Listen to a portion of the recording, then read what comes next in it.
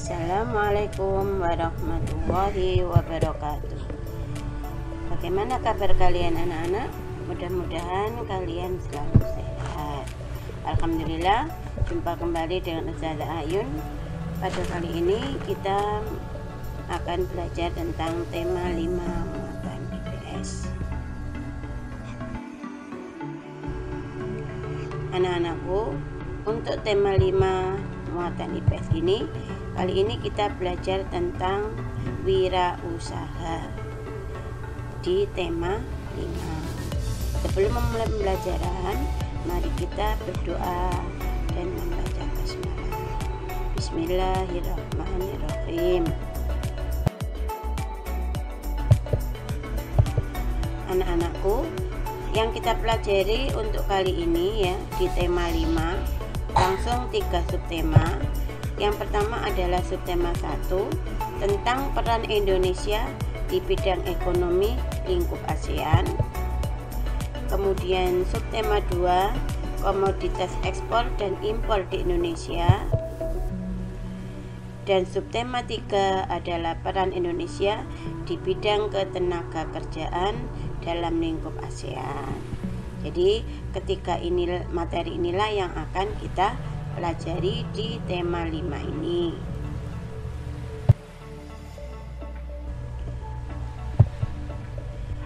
Anak-anakku, yang pertama kita pelajari adalah tentang posisi dan peran Indonesia di bidang ekonomi dalam lingkup ASEAN. Kita tahu bahwa manusia adalah makhluk sosial yang tidak bisa hidup sendiri, memerlukan orang lain untuk bermasyarakat, serta membutuhkan sumber daya alam untuk memenuhi kebutuhan hidupnya. Sebagai contoh, kerjasama Indonesia dengan negara ASEAN. Kerjasama dalam bidang ekonomi negara ASEAN antara lain melakukan promosi dalam bidang pariwisata dan perdagangan, menyediakan cadangan pangan, menyelenggarakan proyek industri, membuat kawasan perdagangan bebas Asia Tenggara atau disingkat AFTA, dan masih banyak peran Indonesia di bidang ekonomi yang lain yang akan kita pelajari pada materi kita kali ini. Yang pertama, di sini kita belajar tentang AFTA atau ASEAN Free Trade Area, yaitu kawasan perdagangan bebas Asia Tenggara. Kerjasama AFTA ini berupa pengelolaan produk lokal negara-negara Asia Tenggara, di mana bagi Indonesia kerjasama ini dapat meningkatkan pendapatan negara dan dapat mengurangi pengangguran. Karena dengan meningkatkan produk lokal, maka otomatis bisa menyerap tenaga kerja sehingga mengurangi pengangguran. Ketika produk lokal itu banyak dan kita jual ke luar negeri, maka akan menghasilkan devisa atau pendapatan negara yang cukup besar bagi Indonesia. Kerjasama bidang ekonomi yang dilakukan Indonesia salah satunya adalah dengan melakukan pertukaran barang seperti pertukaran pangan, sandang, papan, serta barang tambang yang lain. Karena kita tahu bahwa Indonesia itu merupakan negara yang kaya dan tidak bisa mencukupi kebutuhan rakyat yang begitu banyak dan kebutuhan yang beraneka ragam. Akhirnya dari situlah dilakukan pertukaran, baik itu pertukaran pangan, sandang, papan, serta barang tambang.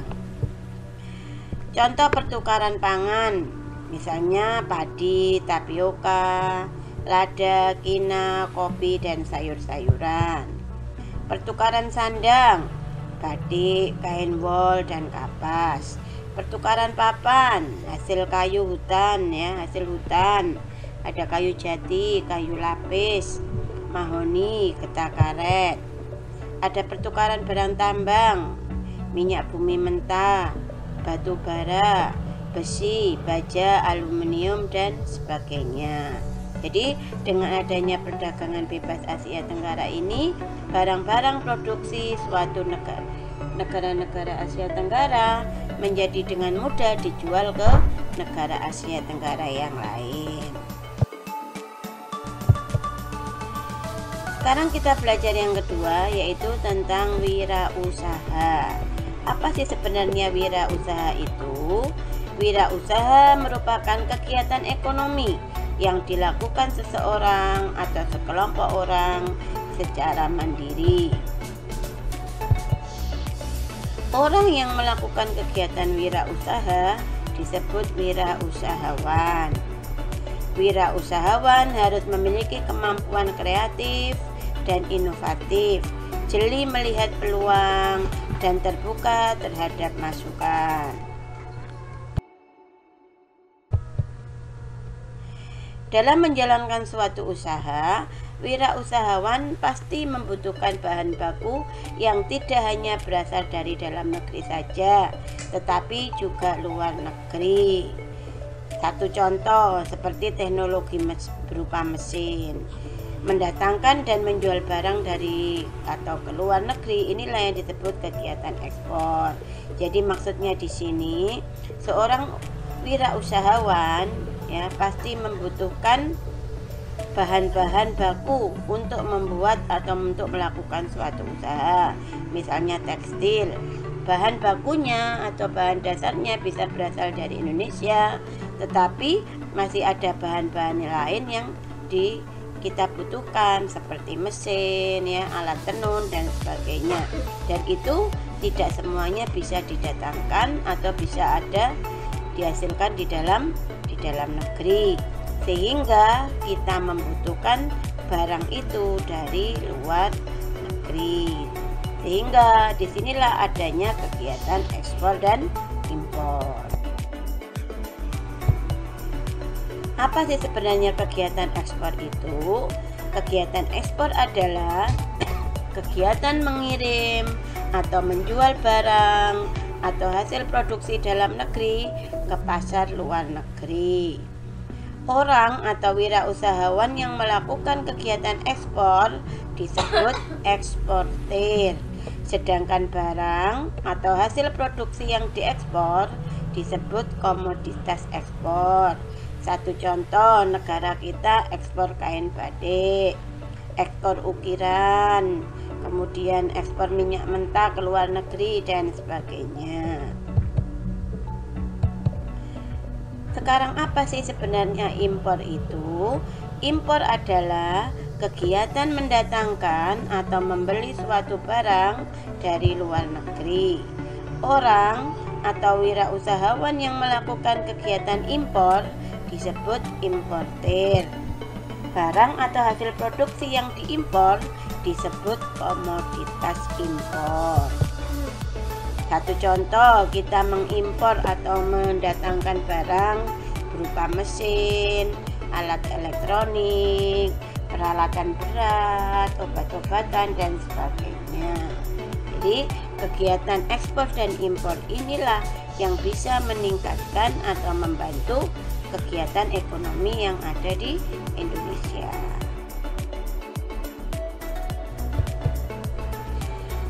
Anak-anakku, kita tahu bahwa Indonesia adalah negara yang kaya akan sumber daya alam, baik itu berupa sektor pertanian, perkebunan, kehutanan, perkebunan, perikanan, pertambangan, dan industri. Tetapi ini belum cukup untuk memenuhi kebutuhan masyarakat Indonesia, sehingga kita masih membutuhkan barang atau komoditas dari negara lain. Karena kita tahu ya, jumlah penduduk kita banyak, kebutuhannya banyak, meskipun barang-barang itu sudah ada di sekitar kita, tetapi kebutuhan itu masih belum mencukupi masyarakat Indonesia, sehingga kita masih membutuhkan barang atau komoditas dari negara lain. Beberapa contoh komoditas ekspor ya, jadi yang kita jual ke luar negeri antara lain hasil industri berupa semen, tekstil, kain batik. Hasil pertanian ada kedelai, kacang, jagung, padi, dan bawang merah. Sekarang ini ya, hasil produksi bawang merah Indonesia cukup terkenal di luar negeri. Yang ketiga, hasil perkebunan, ada kelapa sawit, kopi, teh, lada, karet, coklat, dan tembakau. Hasil hutan, ada rotan, damar, kayu, potongan kayu jati, dan sebagainya. Hasil peternakan, ada daging kemasan, ayam, telur, dan sebagainya. Hasil perikanan, perikanan laut ya, ada udang, ikan laut, mutiara, bahkan yang sekarang lagi banyak dibicarakan ini adalah lobster ya, benur.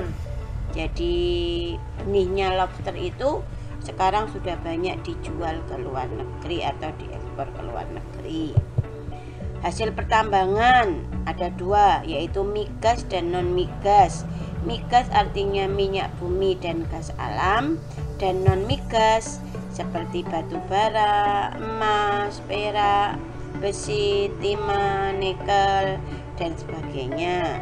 Jadi Indonesia banyak mengekspor barang-barangnya, sumber daya alam kita atau barang-barang kita, hasil produksi kita ke luar negeri.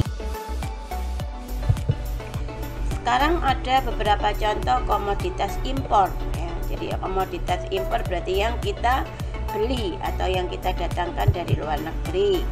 Ada barang olahan migas, misalnya bensin, solar, kerosin, aftur. Ada barang konsumsi, makanan, minuman awetan, susu kaleng, buah-buahan ya, juga banyak kita datangkan dari luar negeri. Barang industri, mesin industri, alat telekomunikasi, alat transportasi, mesin pembangkit tenaga listrik, dan sebagainya. Bahan baku industri, baik itu berupa makanan maupun minuman. Bahan kimia dan obat-obatan, ini juga banyak kita datangkan dari luar negeri. Suku cadang suatu mesin, bahkan tenaga ahli atau di bidang jasa. Karena tenaga ahli inilah ya, ada transfer ilmu. Tenaga ahli banyak kita datangkan untuk memberikan pengetahuan dan keterampilan bagi tenaga kerja Indonesia, dan masih banyak yang lain.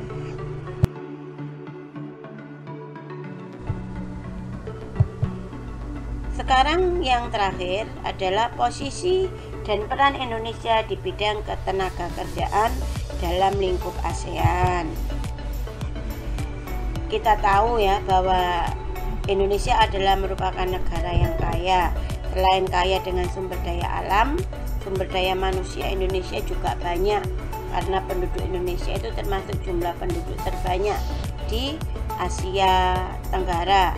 Bahkan di dunia kita termasuk penduduk terbanyak di nomor 5.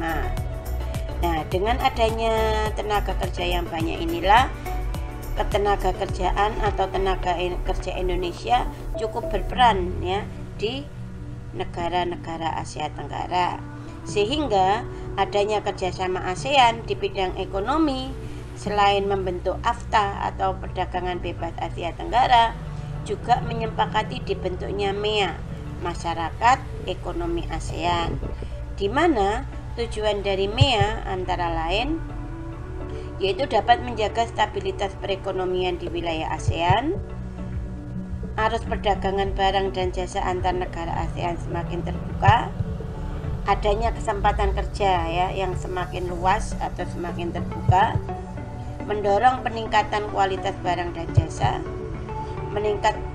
meningkatkan kualitas sumber daya manusia, terciptanya tenaga kerja Indonesia yang makin berkualitas dan berperan di negara ASEAN.